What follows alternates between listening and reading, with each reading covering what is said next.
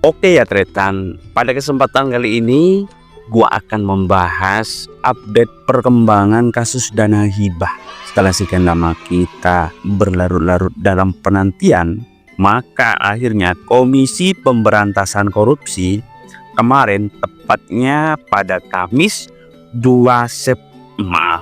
Oktober 2025, akhirnya menetapkan 4 tersangka dari 21 tersangka yang sudah ditetapkan oleh KPK.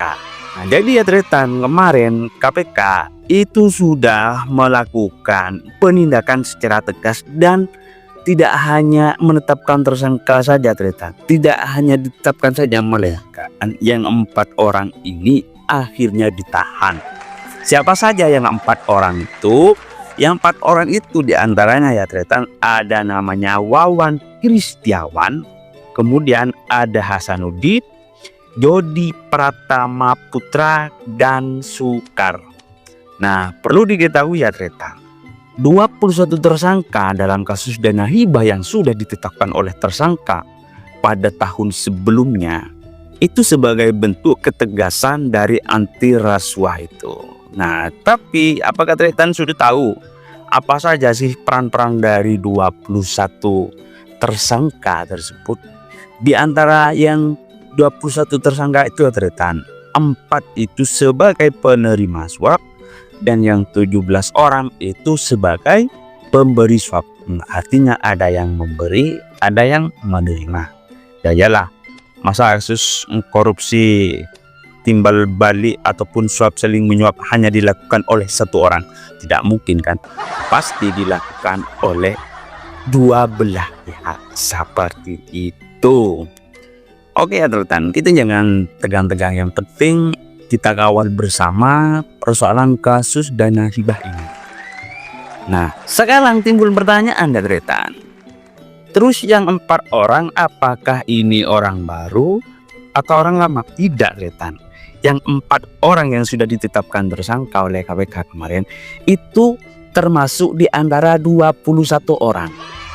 Nah, berdasarkan saya kumpulkan dari berbagai sumber media, ternyata ya Tretan, untuk melakukan penindakan dan penyidikan dalam sebuah perkara, ternyata KPK itu tidak membeberkan secara jelas status dari pihak-pihak yang dipanggil sebagai saksi. Ya, salah satu contohnya yang 21 orang dia Tretan.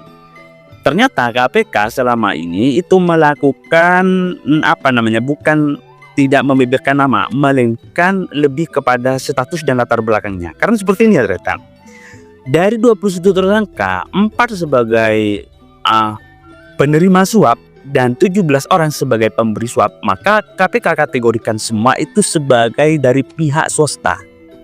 Nah, jadi saya kumpulkan itu nama-nama orangnya itu Tretan. Katakanlah yang sebelumnya itu sebagai saksi kemudian ditetapkan sebagai tersangka. Tapi sampai sekarang Tretan, saya masih kurang paham apa dasar hukum dari KPK ini, kenapa kok menetapkan tersangka tapi tidak menahannya. Seperti itu kan.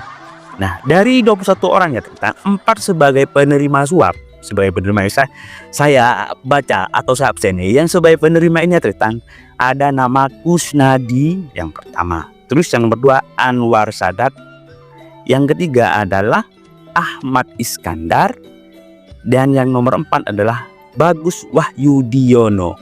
Ini sebagai salah satu staf. Nah, tentu dari nama-nama penerima suap ini kalian tidak asing ya Tretan. Nah, sedangkan 17 sebagai pemberi suap ini diantaranya ada nama Mahfud, ada nama Fauzan Adima, ada John Junaidi, kemudian ada Ahmad Afandi, ada juga Ahmad Heriadi. Jadi perhatikan dan dengarkan baik-baik ya Tretan. Takut di antara nama yang saya baca ini mungkin temennya sampean semua atau tetangga atau siapalah, takut ada kemiripan nama seperti itu. Kemudian ada Abdul Muthalib, berikutnya ada Muhammad Mahrus, kemudian ada nama Aryan, Berikutnya ada Wawan Kristiawan. Nah, ini orang yang kemarin yang tanggal 2 Oktober yang sudah ditetapkan oleh KPK itu. Kemudian ada Wahid Ruslan, berikutnya ada Mas Hudi, ada M. Fathullah, Ahmad Yahya, ada juga Ahmad Jailani, Hasanuddin. Nah, ini yang kemarin juga cerita ikut terseret yang pada tanggal 2 Oktober. Dodi Pradana Putra, ikut yang kemarin juga. Kemudian ada nama Sukar. Nah, kalian tahu nggak ternyata status dan profesi dari 4 orang tersangka yang sudah ditetapkan oleh KPK ini? Di antaranya itu adalah Wawan Kristiawan. KPK itu menyebutnya dia berlatar belakang sebagai salah satu swasta. Ini berasal dari Tulung Agung. Nah, kalau swasta ini kan relatif rata-rata bisa jadi ini adalah pebisnis atau pekerja proyek atau hal-hal yang berkaitan dengan relasi kepemerintahan yang bisa ini menjadi salah satu jaringan pelaku proyek seperti itu ya rekan. Dan berikutnya adalah Hasanuddin. Nah, ini yang sangat menarik kalau diulas latar belakangnya. Tahu nggak siapa itu Hasanuddin? Ternyata Hasanuddin itu adalah anggota aktif DPRD Jawa Timur, yaitu dari fraksi PDIP. Ini meliputi dapil berapa ya ternyata? Yang penting di pemilihan antara Lamongan Gresik. Tapi Norin Bawean katanya ini ternyata dari berbagai sumber media. Nanti ulas di kesempatan pada video yang lainnya ternyata. Dan berikutnya adalah Dodi Pratama Putra. Ini juga berlatar belakang swasta dari Kabupaten Blitar. Ya sama mungkin perannya seperti Wawan Kristiawan itu. Dan yang nomor 4 adalah Sukar, mantan kepala desa di Kabupaten Tulung Agung. Nah, ada peran kepala desa juga kan? Mantan tapi ini. Seperti diketahui ya teman bahwa penetapan 21 tersangka ini berlatar belakang dari 4 orang yang dilakukan OTT oleh KPK pada Desember 2022.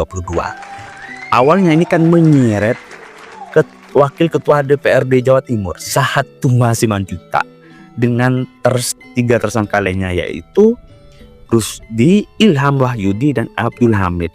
Nah, menariknya ternyata ini kan kalau nggak salah Bapak Sahat ini kan merupakan salah satu anggota DPRD Jawa Timur dari dapil Jawa Timur wilayah tengah ini kayaknya ternyata kalau nggak salah apa Jombang, apa Pesuruan. Tapi kenapa sih kok VV proyeknya ini kok nyelonong ataupun masuk ke Madura?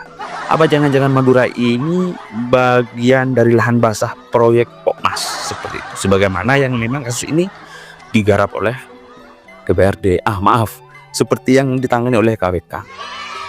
Jadi saya juga gak habis pikir nih, kok loncat seperti itu. Mestinya ini kan program aspirasi proyek ini mestinya kan harus tersalurkan kepada daerah pemilihnya masing-masing. Tapi ini kok meloncat ke Madura? Tentu ini tidak hanya apa istilahnya ya, pasti ada udang di balik batu. Ya seperti memang kebanyakan penilaian orang bahwa kalau Madura persoalan dana hibah itu katanya ini ya menjadi lahan subur oleh pekerja proyek POK. Jadi ternyata dari 21 tersangka 4 yang sudah ditetapkan oleh KPK dan ditahan, berarti tinggal berapa orang nih ya ternyata? 17 ya, betul, masih ada 17 orang lagi yang perlu KPK panggil dan ditahan. Nah kemarin ya ternyata pada pemanggilan lalu menetapkan 4 tersangka ini, PLT Deputi Penindakan dan Eksekusi KPK Asep Guntur Rahayu ini mengatakan sejatinya pada penetapan tersangka pada saat itu ada 5 orang. Hanya saja 1 orang yang sudah dipanggil tapi meminta penjadwalan ulang. Siapa dia? Yang bernama Aryan. Ternyata saya telusuri di 21 orang tersangka, nama itu ada ternyata, tapi tidak tahu ini berasal dari mana. Sangat penasaran, ya kita tunggulah update perkembangan kasus dana hibah ini. Nah tentu ya ternyata yang paling menarik lagi adalah banyak kalangan aktivis itu meminta ketegasan ataupun keseriusan KPK dalam mengusut dana hibah ini. Terutama adalah dari pihak pejabat eksekutif yaitu Gubernur Jawa Timur Khofifah Indar Parawansa. Bagi mereka Adretan, bagi kalangan aktivis menyebutkan hadirnya dana hibah ini bukan hanya dilakukan oleh si pihak, yaitu dari pihak legislatif. Tidak mungkin program dana hibah ini seperti yang dikatakan oleh mantan Ketua DPRD Jawa Timur, Kusnadi, program dana hibah ini tidak diketahui oleh eksekutif. Eksekutif ini tentu menjadi sumber dan pusat dari suatu program kegiatan pemerintahan. Nah, sindiran sebenarnya ini apa yang dikatakan oleh aktivis, maka KPK minta tolong dong, jangan tebang pilih.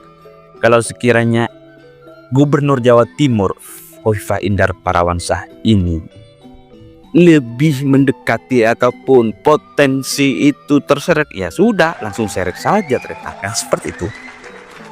Kemarin walaupun sudah dilakukan pemanggilan gubernur ini, tapi sayang dilakukan oleh di Mapolda Jawa Timur. Ya sedikit memunculkan sebuah polemik. Kenapa kok tidak langsung dipanggil di Gedung Merah Putih Jakarta? Itu. Ya, bagi KPK sendiri mengatakan bahwa proses pemanggilan entah itu dilakukan di Gedung Merah Putih ataupun di mana, itu tidak akan mengurangi independensi ataupun integritas keberadaan kasus, katanya. Jadi KPK ini katanya tidak bisa diintervensi. Oke Adretan, mungkin hanya ini saja. Saya tunggu kabar dan update terbarunya dari sampean semua. Terima kasih.